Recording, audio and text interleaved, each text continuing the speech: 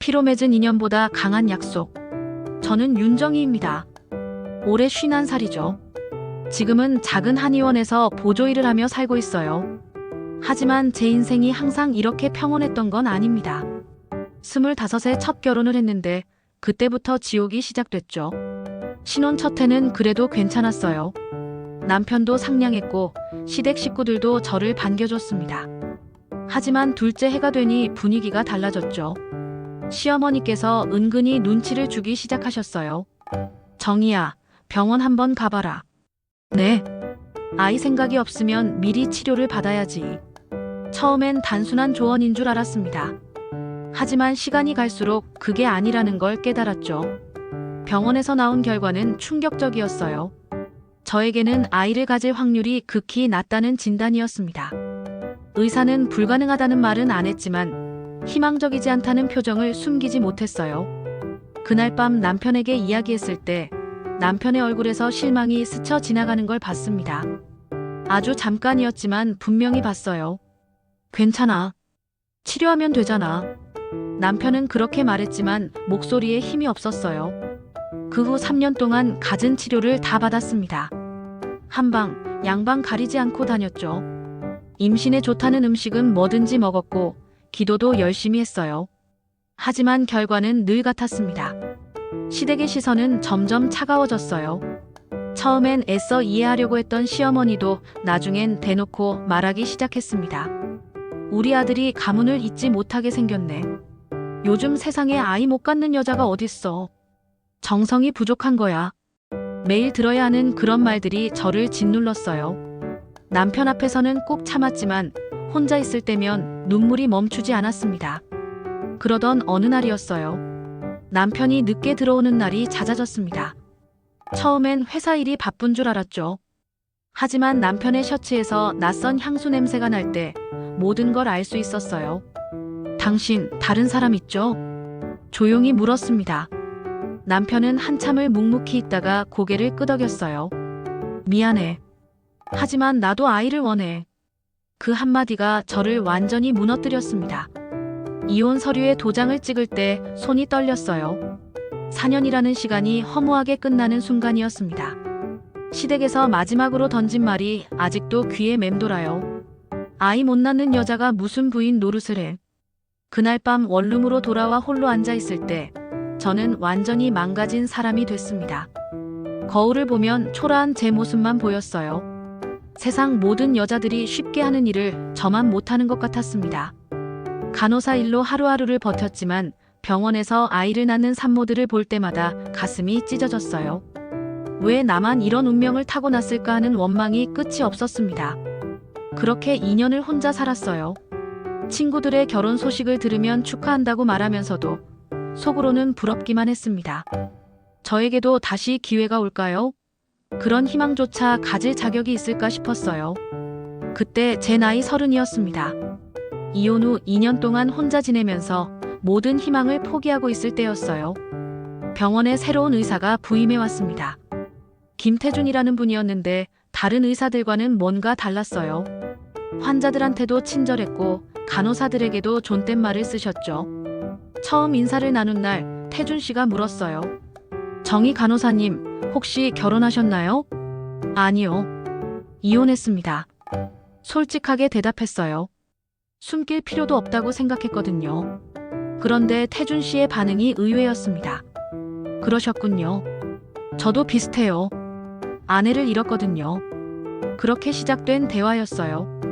태준 씨는 2년 전에 아내를 암으로 잃었다고 했습니다.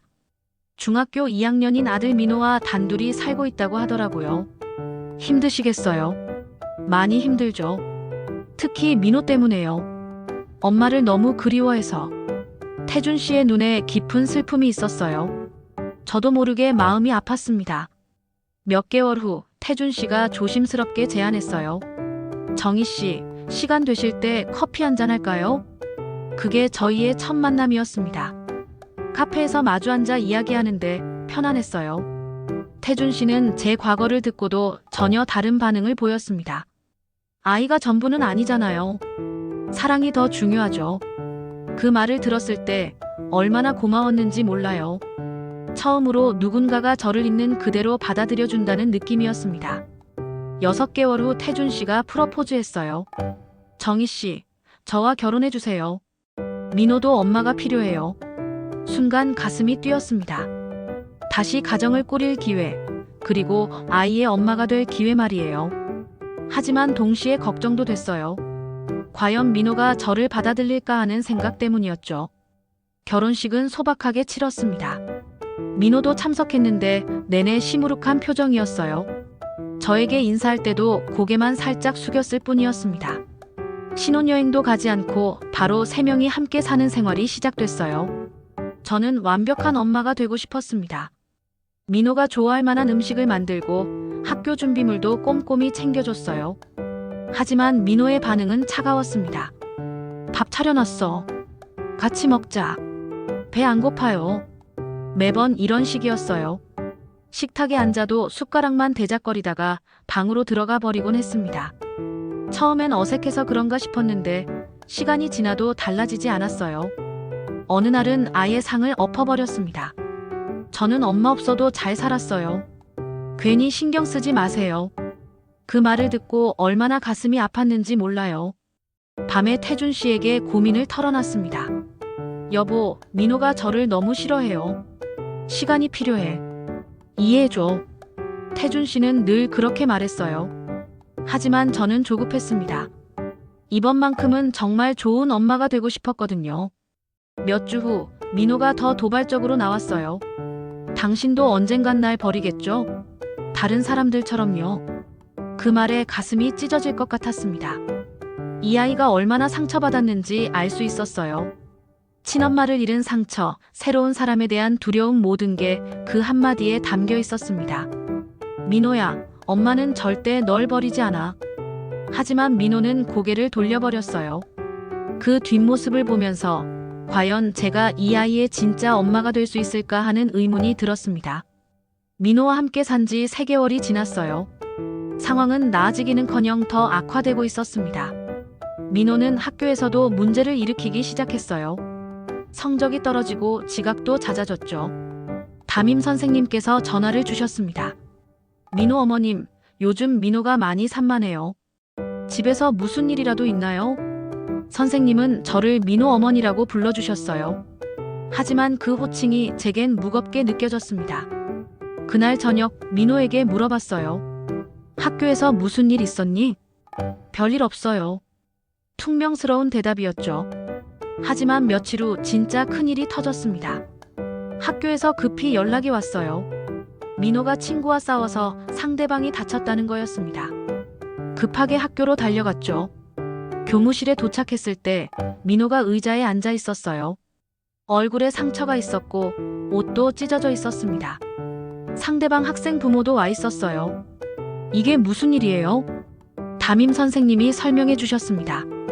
민호가 계모의 아들이라는 놀림을 받다가 참지 못하고 주먹을 휘둘렀다는 거였어요. 상대방 어머니가 화를 내며 말했습니다. 이런 아이를 어떻게 키우신 거예요? 우리 아이 코뼈가 부러질 뻔했잖아요. 그 순간 민호가 벌떡 일어나면서 소리쳤어요. 제 엄마를 나쁘게 말하지 마세요. 그러고는 갑자기 책상 위의 물건들을 팔로 쓸어내렸어요. 펜, 서류, 컵까지 모두 바닥에 떨어졌습니다. 민호야. 저도 모르게 큰 소리로 불렀어요. 하지만 민호는 멈추지 않았습니다. 교무실이 완전히 엉망이 됐죠. 다른 선생님들까지 달려왔어요. 민호를 말리려고 했지만 소용없었습니다. 아이는 완전히 이성을 잃은 상태였어요. 그때 저는 결심했습니다. 민호에게 다가가서 팔을 잡았어요. 그만해. 하지만 민호가 팔을 뿌리치면서 더 날뛰었습니다. 그 순간이었어요. 제 손이 민호의 뺨을 때렸습니다. 찰싹. 교무실이 순간 조용해졌어요. 민호도 멈춰서서 저를 쳐다봤습니다. 뺨이 빨갛게 달아올라 있었어요. 민호야, 정신 차려. 난 내 엄마다. 제 목소리가 떨렸어요. 하지만 분명하게 말했습니다. 민호의 눈에서 눈물이 줄줄 흘러내렸어요. 그리고 작은 목소리로 중얼거렸습니다. 엄마. 그 한마디를 들었을 때 제 가슴이 뭉클해졌어요. 처음으로 민호가 저를 엄마라고 부른 순간이었습니다. 민호를 꽉 안아줬어요. 아이는 제 품에서 한참을 울었습니다. 3개월 동안 쌓였던 모든 게 터져 나오는 것 같았어요. 엄마, 미안해요. 정말 미안해요. 민호가 계속 사과했습니다. 저도 눈물이 났어요. 괜찮아. 엄마가 이해해. 그날 집으로 돌아가는 길에 민호가 말했어요. 엄마, 애들이 저한테 그랬어요. 진짜 엄마가 아니라고, 언젠가 버릴 거라고요. 그런 소리 하는 애들이 나빠. 넌 내 진짜 아들이야. 민호가 제 손을 꼭 잡았어요. 그 작은 손이 따뜻했습니다. 집에 도착해서 민호와 길게 대화했어요. 아이가 얼마나 불안했는지, 얼마나 외로웠는지 알 수 있었습니다. 저도 제 마음을 솔직하게 이야기했어요.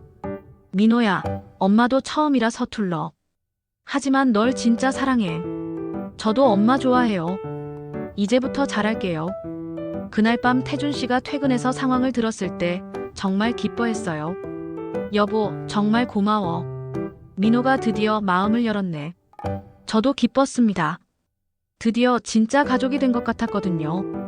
하지만 그때는 몰랐어요. 진짜 시련이 아직 남아있다는 걸 말입니다. 민호와의 갈등이 해결되고 나서 저희 집에는 평화가 찾아왔어요. 민호는 정말 달라진 아이가 됐습니다. 아침마다 엄마 안녕히 계세요라고 인사하고 학교에 갔어요. 저녁에는 엄마 다녀왔어요라며 가방을 던져놓고 제게 달려왔죠. 성적도 금방 올라갔어요. 담임 선생님이 전화해서 칭찬하실 정도였습니다.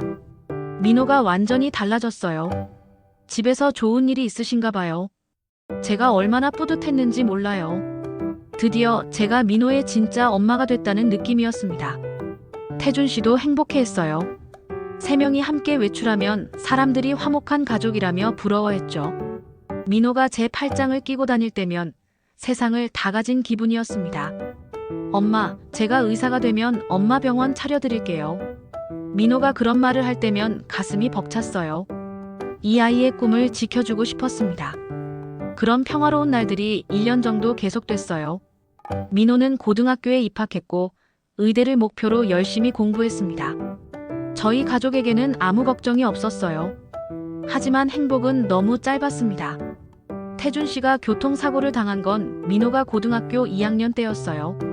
그날 밤 늦게까지 태준 씨가 안 들어와서 걱정하고 있었는데 병원에서 전화가 왔습니다. 김태준 씨 보호자신가요? 응급실로 빨리 오세요. 민호와 함께 급하게 병원으로 달려갔어요. 응급실에서 본 태준 씨는 의식불명 상태였습니다. 트럭과 정면 충돌 사고였다고 했어요. 의사가 말했습니다. 뇌출혈이 심합니다. 수술을 해봐야 하지만 말을 끝맺지 못하는 의사의 표정에서 모든 걸 알 수 있었어요. 민호가 태준 씨 손을 잡고 울었습니다. 아빠, 깨어나세요. 제가 의사 돼서 아빠 같은 분 많이 구할게요. 저도 눈물이 멈추지 않았어요. 이 행복이 영원할 거라고 생각했는데 너무 갑작스러웠습니다. 수술은 12시간이나 계속됐어요. 기다리는 동안 민호와 제가 얼마나 불안했는지 몰라요. 복도 의자에 앉아서 하루 종일 기도했습니다. 수술이 끝나고 의사가 나왔을 때 표정이 어두웠어요. 최선을 다했지만 의식을 회복할 가능성이 낮습니다. 그 말을 들었을 때 다리에 힘이 빠졌어요. 민호가 저를 부축해줬는데 아이도 얼굴이 하얗게 질려 있었습니다. 태준 씨는 사흘 동안 의식불명 상태였어요. 저와 민호는 병실을 지키며 기적을 기다렸습니다. 하지만 기적은 일어나지 않았어요. 마지막 날 태준 씨가 잠깐 의식을 되찾았어요. 힘없는 목소리로 제 손을 잡고 말했습니다. 정희야, 미안해. 민호만은 절대 버리지 말아줘. 그게 태준 씨의 마지막 말이었어요. 얼마 후 심전도가 일직선이 됐습니다. 장례식장에서 민호와 둘이 앉아 있을 때 모든 게 꿈 같았어요. 어떻게 이런 일이 일어날 수 있는지 믿어지지 않았습니다. 민호가 제게 말했어요. 엄마, 이제 우리 둘뿐이네요. 그래, 우리 둘뿐이야. 그 순간 다짐했습니다. 태준 씨의 유언대로 민호를 절대 버리지 않겠다고. 이 아이의 꿈을 반드시 이뤄주겠다고 말이에요. 하지만 현실은 만만하지 않았어요. 태준 씨가 남긴 보험금으로는 민호 학비와 생활비가 빠듯했습니다. 저는 낮에는 한의원에서 일하고 밤에는 식당에서 설거지를 했어요. 민호가 미안해했지만 저는 괜찮다고 했습니다. 엄마는 괜찮아. 내가 의사만 되면 돼. 그렇게 저희는 서로에게 의지하며 살아갔어요. 힘들었지만 행복했습니다. 진짜 모자 사이가 된 것 같았거든요. 태준 씨가 세상을 떠난 지 5년이 흘렀어요. 그동안 민호는 정말 열심히 공부했습니다. 저도 밤낮 일하며 아이를 뒷바라지했죠. 드디어 대학 입시 결과 발표 날이 왔어요. 민호가 의대에 합격했다는 소식을 들었을 때 얼마나 기뻤는지 몰라요. 엄마, 됐어요. 의대 됐어요. 민호가 뛰어와서 저를 안았습니다. 저도 눈물을 흘리며 아이를 꽉 안아줬어요. 고생했어, 민호야. 정말 자랑스러워. 그날 밤 둘이서 치킨을 시켜 먹으며 축하했어요.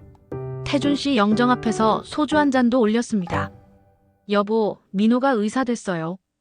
당신 유언대로 잘 키웠죠? 영정 속 태준 씨가 웃고 있는 것 같았어요. 의대생이 된 민호는 더욱 성실했습니다. 공부도 열심히 했고 저한테도 더 잘했어요. 용돈이 생기면 제게 맛있는 것도 사다 주고 생일이면 꼭 선물도 준비했습니다. 엄마 고생 많으셨어요. 제가 의사 되면 편하게 해드릴게요. 그런 말을 들을 때면 정말 행복했어요. 힘들게 키운 보람이 있었습니다. 민호가 의대 4학년이 됐을 때였어요. 어느 날 민호가 조심스럽게 말했습니다. 엄마, 소개해드리고 싶은 사람이 있어요. 누구? 여자친구요. 결혼도 생각하고 있어요. 깜짝 놀랐어요. 민호가 벌써 결혼 생각을 할 나이가 됐나 싶었죠. 동시에 걱정도 됐습니다. 어떤 여자인지 저를 좋게 봐줄지 말이에요. 언제 만나볼까? 이번 주말에 집으로 데려올게요. 그 일주일 동안 얼마나 신경 쓰였는지 몰라요. 집 청소도 다시 하고 음식 준비도 여러 번 고민했습니다. 첫인상이 중요하잖아요. 드디어 만나는 날이 왔어요. 민호와 함께 온 여자는 정말 예뻤습니다. 키도 크고 옷 입는 센스도 좋았어요. 안녕하세요. 저는 이수연이에요. 공손하게 인사하는 모습이 인상적이었어요. 목소리도 곱고 예의도 바른 것 같았습니다. 어머님, 이거 작은 선물이에요. 비싼 백화점 포장지에 쌓인 선물을 건넸어요. 뜯어보니 고급 건강식품이었습니다. 고마워, 수연아. 이런 거 안 가져와도 되는데. 어머님, 건강이 소중하잖아요. 정말 착한 아이라는 생각이 들었어요. 민호가 좋은 여자를 만났다 싶었죠. 식사 준비를 하는 동안 수연이 도와주겠다고 했어요. 어머님, 제가 뭐 도와드릴 건 없을까요? 괜찮아, 앉아있어. 하지만 수연은 계속 따라다니며 이런저런 말을 걸었습니다. 민호 오빠가 어머님 이야기를 정말 많이 해요. 존경한다고요. 그런 말을 들으니 기분이 좋았어요. 수연이 민호를 잘 이해하고 있다는 생각이 들었습니다. 식사 시간에는 분위기가 정말 화기애애했어요. 수연이 음식 솜씨를 칭찬해주고 민호도 행복해하는 모습이 보였습니다. 어머님이 직접 만드신 거예요? 정말 맛있어요. 그래, 다행이네. 수연은 배우라고 했어요. 아직 신인이지만 곧 드라마에 출연할 예정이라고 하더라고요. 예쁘고 똑똑해 보이는 게 민호와 잘 어울리는 것 같았습니다. 민호가 화장실에 간 사이 수연과 둘만 남게 됐어요. 그때까지는 정말 좋은 인상이었는데 갑자기 분위기가 달라졌습니다. 수연이 집안을 둘러보더니 말했어요. 여기서 계속 사시는 거예요? 목소리 톤이 달라졌어요. 뭔가 업신여기는 느낌이었습니다. 응, 오래 살았어. 좀 좁지 않아요? 민호 오빠는 의사인데. 그 말에 기분이 상했어요. 하지만 처음 만나는 자리라 참았습니다. 민호가 독립하면 되겠지. 그러게요. 결혼하면 당연히 따로 살아야죠. 수연의 눈빛이 차가웠어요. 마치 저를 계산하는 것 같았습니다. 민호가 돌아오자 수연은 다시 상냥한 모습으로 변했어요. 오빠 어머님과 재밌는 이야기 많이 했어요. 그날 밤 수연이 돌아간 후 민호가 물었어요. 엄마, 수연이 어때요? 예쁘고 착해 보여. 거짓말이었어요. 뭔가 석연치 않은 느낌이 있었거든요. 하지만 민호가 좋아하는 사람을 처음부터 안 좋게 말할 수는 없었습니다. 그 후 몇 번 더 만날 기회가 있었는데 수연의 태도는 점점 노골적으로 변했어요. 민호가 없을 때면 저를 무시하는 듯한 행동을 자주 했습니다. 어머님, 혹시 민호 오빠 결혼 자금 준비해 놓으신 게 있어요? 어느 날 갑자기 그런 말을 하더라고요. 아직 그런 건 생각 안 해봤어. 아, 그러시군요. 요즘엔 남자 쪽에서 집도 준비해야 하는데 돈 이야기를 노골적으로 하는 모습이 불편했어요. 하지만 요즘 젊은 사람들이 현실적이라고 하니 이해하려고 했습니다. 문제는 다른 곳에 있었어요. 수연의 정체가 생각보다 복잡했다는 걸 나중에야 알게 됐거든요. 민호와 수연이 사귄 지 1년이 지났어요. 둘 사이는 점점 진전되는 것 같았고 민호는 본격적으로 결혼 이야기를 꺼냈습니다. 엄마, 수연이랑 내년에 결혼하려고 해요. 그래? 벌써? 민호가 레지던트 1년 차인데 결혼하기엔 이른 것 같았어요. 하지만 아이가 좋다는 걸 어떻게 말릴 수 있겠어요? 수연이 부모님을 만나보고 싶어 해요. 정식으로 혼사를 진행하자고요. 그래서 약속을 잡았습니다. 수연이 부모님과 함께 저희 집에 오기로 했어요. 약속 날이 되어서 수연이 부모님과 함께 왔는데 깜짝 놀랐어요. 수연 아버지가 고급 승용차에서 내리는 모습부터 범상치 않았거든요. 정장 차림에 비싼 시계를 찬 모습이 보통 사람 같지 않았어요. 어머니도 온몸에 명품을 두른 채 오셨습니다. 안녕하세요. 인사는 공손했지만 저희 집을 둘러보는 시선이 영 불편했어요. 마치 품평하는 것 같았습니다. 식사를 준비해서 대접했는데 분위기가 어색했어요. 수연 부모님이 말수가 적었거든요. 수연 아버지가 민호에게 물었습니다. 어떤 과로 전문의를 할 생각인가? 정형외과를 생각하고 있습니다. 정형외과면 수입이 괜찮겠네. 개원 계획은? 갑자기 현실적인 이야기가 나왔어요.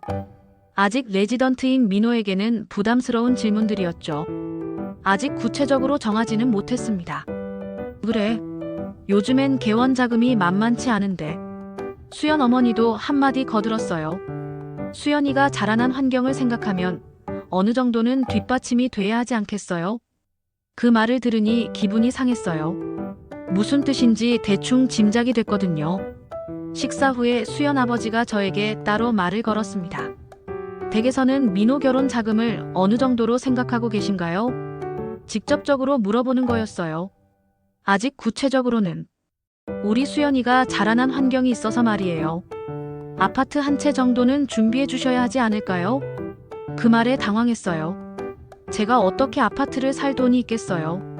죄송하지만 저희 형편이 그렇지 못해서. 수연 어머니의 표정이 차가워졌어요. 그러시군요. 생각해보니 환경이 너무 다르네요. 그날 밤 수연 가족이 돌아간 후 민호가 풀 죽은 얼굴로 앉아 있었어요. 엄마, 죄송해요. 뭐가 미안해? 엄마한테 부담을 드려서요. 민호도 그 상황을 어색하게 느꼈던 거예요. 며칠 후 더 충격적인 사실을 알게 됐습니다. 동네에서 만난 지인이 말해준 거였어요. 정희야, 내가 만난 사람들이 진성병원 원장 가족이야. 진성병원? 서울에서 제일 큰 종합병원 중 하나야. 완전 재벌이지. 그제야 모든 게 이해됐어요. 수연의 태도, 부모님의 시선, 모든 게 말이 됐습니다. 그날 밤 민호에게 물어봤어요. 민호야, 수연이 아버지가 병원장이라며? 네, 그런데 그게 중요해요? 중요하지. 환경이 너무 달라. 하지만 민호는 고집을 부렸어요. 엄마, 사랑이 더 중요해요. 수연이도 저를 진심으로 좋아해요. 순진한 아이였어요. 재벌가의 속셈을 전혀 모르고 있었습니다. 며칠 후 수연이 민호에게 중요한 이야기를 했다는 걸 나중에 알게 됐어요. 민호가 저에게 털어놓기까지 일주일이나 걸렸습니다. 엄마, 수연이 부모님이 조건을 내세웠어요. 무슨 조건? 저희 결혼을 허락하는 대신 엄마와 연을 끊으라고요. 그 말을 듣는 순간 하늘이 무너지는 것 같았어요. 뭐라고? 대릴 사위로 들어와서 진성병원을 이어받으라고 해요. 대신 과거는 깨끗이 정리하라고. 민호의 목소리가 떨렸어요. 아이도 충격을 받은 것 같았습니다. 그래서 뭐라고 했어? 당연히 안 된다고 했어요. 엄마를 버릴 수는 없다고요. 하지만 수연과 그 가족의 압박은 계속됐어요. 이제 본색을 드러낸 거였죠. 수연 가족의 압박이 점점 심해졌어요. 민호는 매일 고민에 빠져 있었고 저는 그런 아이를 보는 게 너무 안타까웠습니다. 어느 날 수연이 저를 직접 찾아왔어요. 민호가 병원에 간 사이에 말이에요. 어머님, 이야기할 게 있어요. 수연의 표정이 차가웠어요. 이제 가면을 완전히 벗은 모습이었습니다. 민호 오빠 생각해서 말씀드려요. 오빠가 성공하려면 저희 집 도움이 필요해요. 그래서 어머님이 양보해 주시면 안 될까요? 오빠 앞길을 막지 마세요. 그 말을 들었을 때 화가 치밀었어요. 내가 민호 앞길을 막는다고. 현실적으로 생각해 보세요. 어머님이 있으면 저희 집안에서 받아들이기 어려워요. 수연은 더 노골적으로 말했습니다. 계모잖아요. 진짜 엄마도 아니면서 왜 그렇게 매달려요? 그 순간 제 머리가 하얘졌어요. 계모라는 말, 진짜 엄마가 아니라는 말이 가슴을 찔렀습니다. 나가줄래? 우리 집에서. 수연이 비웃으며 나갔어요. 혼자 남은 저는 한참을 울었습니다. 정말 저는 민호에게 짐만 되는 존재일까요? 그날 밤 민호가 들어와서 제 얼굴을 보더니 놀랐어요. 엄마, 왜 우셨어요? 아니야, 괜찮아. 하지만 민호는 눈치챘어요. 수연이가 왔었죠? 저는 수연이 한 말을 그대로 전했어요. 민호의 얼굴이 점점 굳어졌습니다. 엄마, 걱정하지 마세요. 제가 해결할게요. 다음 날 민호가 수연을 만나러 갔어요. 돌아와서는 많이 지쳐 보였습니다. 어떻게 됐어? 수연이네 집에서 최후 통첩을 보냈어요. 이번 주 안에 결정하라고요. 일주일 후 상황은 더 심각해졌어요. 수연 아버지가 직접 저희 집에 찾아온 거였어요.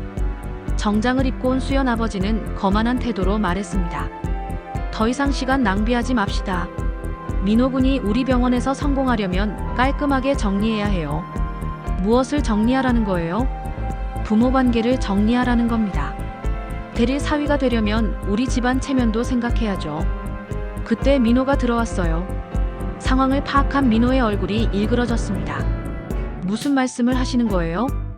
수연 아버지가 당당하게 말했어요. 결혼식에 계모는 혼주석에 앉을 수 없어요. 우리 체면상 불가능합니다. 그 말을 들은 순간 제 가슴이 터질 것 같았어요. 결혼식에서도 저를 부정하겠다는 거였어요. 민호가 목소리를 높였습니다. 말씀 조심하세요. 현실을 받아들이세요. 계모는 진짜 어머니가 아니잖아요. 그때였어요. 민호가 완전히 폭발한 건 제 어머니는 친엄마보다 더 큰 존재입니다. 민호의 목소리가 집안을 울렸어요. 제 인생을 지켜낸 분이니까요. 아버지가 돌아가셨을 때 저를 버리지 않고 끝까지 키워주신 분이에요. 민호가 계속 소리쳤어요. 돈이 뭐가 그렇게 중요해요? 제 어머니를 모독하면서까지 얻고 싶은 성공이 뭐예요? 저도 더 이상 참을 수 없었어요. 일어나서 수연 아버지를 똑바로 쳐다봤습니다. 민호는 제 아들입니다. 그 누구도 부정할 수 없어요. 제 목소리도 떨렸지만 분명했어요. 계모든 친엄마든 상관없어요. 민호를 키운 건 저예요. 민호의 꿈을 지켜준 것도 저고요. 수연 아버지의 얼굴이 붉어졌어요. 감히가 아니에요. 제가 민호 어머니라는 사실, 그 누구도 바꿀 수 없어요. 그날 수연 아버지는 화를 내며 돌아갔어요. 민호와 저는 서로를 보며 웃었습니다. 힘들었지만 속이 시원했어요. 엄마 고생 많으셨어요. 민호가 저를 꼭 안아줬어요. 그 순간 모든 게 보상받는 느낌이었습니다. 수연 아버지와의 충돌 후 며칠 동안 조용했어요. 민호는 평소처럼 병원에 다녔고 저는 계속 일을 했습니다. 하지만 마음 한편으로는 걱정이 됐어요. 민호가 정말 괜찮을까 싶었거든요. 수연과 헤어지는 게 쉬운 일은 아니잖아요. 일주일 후 민호가 집에 들어오더니 밝은 얼굴로 말했어요. 엄마, 수연이랑 끝냈어요. 괜찮아. 네, 속이 시원해요. 엄마를 버리면서까지 할 결혼이 뭔가요? 민호가 웃으며 말했어요. 진짜 사랑이라면 엄마도 함께 받아들였을 거예요. 그 말을 들으니 가슴이 뭉클했어요. 민호가 정말 성숙해졌다는 생각이 들었습니다. 몇 달 후 민호가 새로운 사람을 소개해줬어요.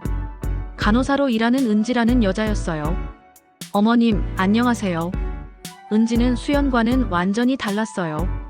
수수하고 소박한 모습이었지만 진심이 느껴졌습니다. 민호 이야기를 정말 많이 들었어요. 어머님이 얼마나 훌륭하신지 항상 자랑해요. 은지와 대화하다 보니 이 사람은 정말 민호를 사랑한다는 걸 알 수 있었어요. 돈이나 조건이 아닌 민호 자체를 좋아하는 거였죠. 민호 오빠가 어머님 때문에 수연 씨와 헤어진 이야기도 들었어요. 정말 멋있다고 생각해요. 그래. 저는 어머님을 정말 존경해요. 진짜 어머니 같으세요. 은지의 말에 눈물이 날 뻔했어요. 오랜만에 듣는 따뜻한 말이었거든요. 민호와 은지는 1년 후 결혼했어요. 작은 결혼식이었지만 정말 행복했습니다. 저는 당당하게 신랑 어머니 자리에 앉을 수 있었어요. 주례사에서 목사님이 말씀하셨어요. 피로 맺은 인연보다 사랑으로 맺은 인연이 더 소중합니다. 그 말을 들으며 제 인생이 헛되지 않았다고 생각했어요. 지금 민호는 정형외과 전문의가 됐어요. 은지와 함께 작은 병원을 운영하고 있습니다. 저는 그 병원에서 간호조무사로 일해요. 손자도 하나 생겼어요. 민호를 빼닮은 예쁜 아이죠. 손자가 저를 할머니라고 부를 때면 세상을 다 가진 기분이에요. 어제 민호가 그런 말을 했어요. 엄마가 아니었다면 저는 지금의 제가 될 수 없었어요. 무슨 소리야, 내가 잘해서지. 아니에요. 엄마의 사랑이 있었기 때문이에요. 민호가 제 손을 잡으며 말했어요. 친엄마는 저를 낳아주셨지만 엄마는 저를 키워주셨어요. 어떤 게 더 큰 사랑인지 이제 알겠어요. 그 말을 들으며 지금까지의 모든 고생이 보상받는다고 생각했어요. 저는 가슴으로 낳은 아들을 끝내 지켜냈습니다. 피로 맺힌 인연보다 마음으로 맺은 인연이 더 강하다는 걸 증명해낸 거죠. 첫 결혼에서 아이를 갖지 못했던 상처, 계모라는 시선들, 재벌가의 압박까지 모든 시련을 견뎌내고 저는 진짜 어머니가 됐어요. 지금도 민호는 매일 저에게 안부를 묻습니다. 바쁜 와중에도 꼭 시간을 내서 함께 식사하죠. 은지도 친딸처럼 저를 따라요. 사람들이 물어봐요. 힘들지 않았어요? 힘들었죠. 정말 힘들었어요. 하지만 후회하지 않아요. 민호라는 아들을 얻었으니까요. 태준 씨가 마지막에 남긴 유언, 민호만은 절대 버리지 말아달라는 그 말을 지켰어요. 아니, 지킨 게 아니라 지킬 수밖에 없었어요. 민호는 제 진짜 아들이었으니까요. 지금 이 순간도 민호는 환자를 치료하고 있을 거예요. 어려운 사람들을 도우며 살아가고 있겠죠. 그런 아들을 보면 정말 자랑스러워요. 피로 맺은 인연보다 강한 약속. 그게 바로 저와 민호 사이의 사랑이었습니다. 그 사랑은 그 어떤 시련도 이겨낼 수 있었어요. 저는 오늘도 행복합니다. 제 인생 최고의 선택이 민호를 포기하지 않은 거였거든요.